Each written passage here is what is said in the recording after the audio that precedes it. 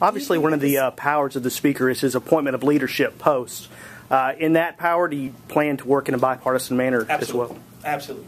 It only makes sense. We work in a bipartisan. This is not new.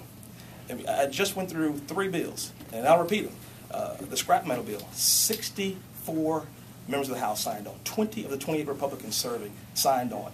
About 46 members, both Republican and Democrats, signed on to my taxpayer bill. And, of course, Speaker Moore asked me to lead the passage of our sentencing reform bill. 71 members of the General Assembly signed on. I think that speaks volume for how we can come together and work together. So that's what I look forward to doing. Do you think this economic session was a success? Oh, absolutely. This session was a success, and I think it starts with this man right here. He did an outstanding job of keeping us together. Speaker Moore had a unique job of serving as Speaker at a time where our House was as closely divided as it's been in maybe forever. But think of this. This fiscal session ended in 19 days.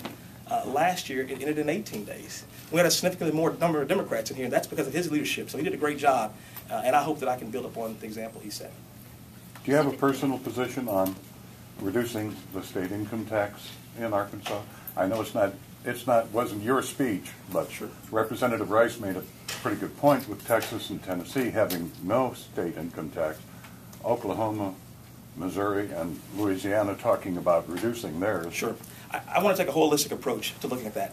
You can talk about them reducing their income tax, but you've got to ask what's their property tax, what other taxes. So to take one part out and highlight that's probably not the way we want to serve. We want to take a holistic approach at looking at the revenue as well as how we spend our money. We have been fiscally conservative in this state. And there are, 40 plus other states would love to be in our position right now. That's because our governor, in partnership with this legislature, has a history of balancing our budget. I'm going to continue that as Speaker. Some would say that if Republicans do take control of the House, that they should nominate a Republican Speaker. Why would you think that would be the wrong move? Again, I didn't run to be majority leader. I ran to be leader, Speaker, designate, and then Speaker in the 89th General Assembly. Robert Moore set a good example. I don't feel that he was a Democratic Speaker or a Republican Speaker. He was our Speaker. And I don't intend to do anything different in that regard than he's done. I intend to lead the entire House. Again, in my speech I said, we need to foster an environment where we function like a patchwork quilt, not like red blankets and blue blankets. Everybody needs to join this and do what's best for the people of Arkansas. And so I'm not going to worry about elections. I'm not going to worry about what they're going to do. I know my friends on the other side of the aisle. They respect this vote. I also know they're conservative, just like most Arkansans are. They don't want to spend any additional money by delay because of an extended session if we choose to change horses midstream or actually late in the game. So I'm looking to move forward and build on the fine example that Speaker Moore has given us and have an efficient and effective session. Do you feel like the House being fairly evenly split, though, does that complicate your job?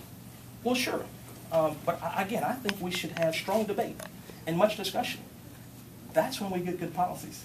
Again, I don't believe Republicans or Democrats have a monopoly on good ideas. We need to put all those good ideas on the table and do what's best for Arkansas. Do you have a specific issue that you kind of see as your agenda as Speaker? I know Speaker Moore had highways and transportation. Do you have an issue like that?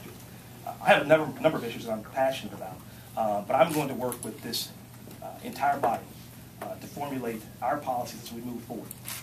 I am not the king of the House. I'm the Speaker of the House, and I'm going to work in partnership with my members, and we're going to fashion our direction. We're going to move forward as a team, unified, and we'll set the policies that make sense. We know there's some challenges.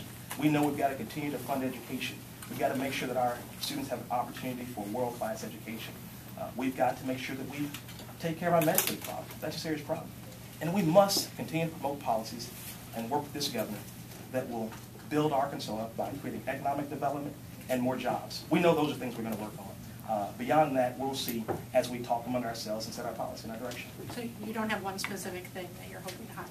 You listed a couple there. Well, I just listed 3. Oh, yeah. I'm hoping to highlight that we continue to grow jobs. I'm hoping that we solve this Medicaid problem.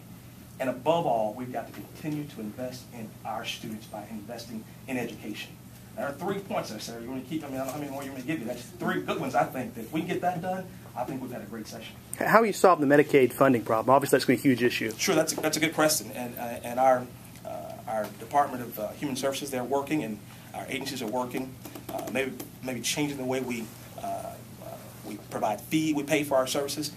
I want to work in partnership with the governor and his administration to solve that problem. I don't know the answer yet, but we're getting there and we're working on it. We've got teams of people working on that, and so I look forward to working with them to implement that. Do you think the cost savings of that would be enough to cover it, or will it have to be something else? Well, we'll see. Right now, it's estimated that we still may have some funding gap, but we're going to make sure that we take care of the needs of the people of Arkansas. You don't have any legislation in mind that you're thinking about right now? With regard to Medicaid? On any of those issues?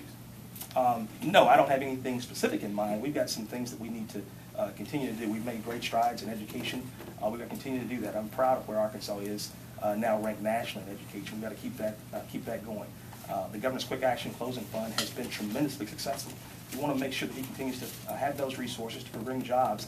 My district, District 36, has been the benefit of that Quick Action Closing Fund, Wellspun, DeSalt Balconjet, Century Industries. All those companies worked in partnership with the government to grow jobs, and so we want to continue to do that. I sure hope that's it. Can you say unequivocally you'll be the speaker in January? Well, I can say unequivocally that the 88th General Assembly, following the rules of our House, said that I'll be the speaker designate, and it's never happened before that's been changed. So I'm looking forward to moving forward and doing the people's business. We can't wait and worry about elections. I'm going to move forward to be speaker in the 89th General Assembly. So it's not a yes. Well, it's up to the voters, I think, my colleagues here, and we're going to continue to work. We're going to pull that 54 together, and those 46 we're going to bring them together, and we're going to work hard to make sure that we get the people's business done. And I don't think we're going to worry about this election. We're going to worry about moving forward. We want to go forward, not backwards. This one's done. You said it's up to the voters. What about the voters in the November elections? Do you think they have a say as far as that goes? Well, not according to our rules. According to our rules, the members elect the speaker and speaker designate and the speaker. And so we're making a lot of assumptions here that the vote 54-46 was down party lines, and it very well may have been. But it's a secret ballot. We don't know that, so I don't want to make those assumptions.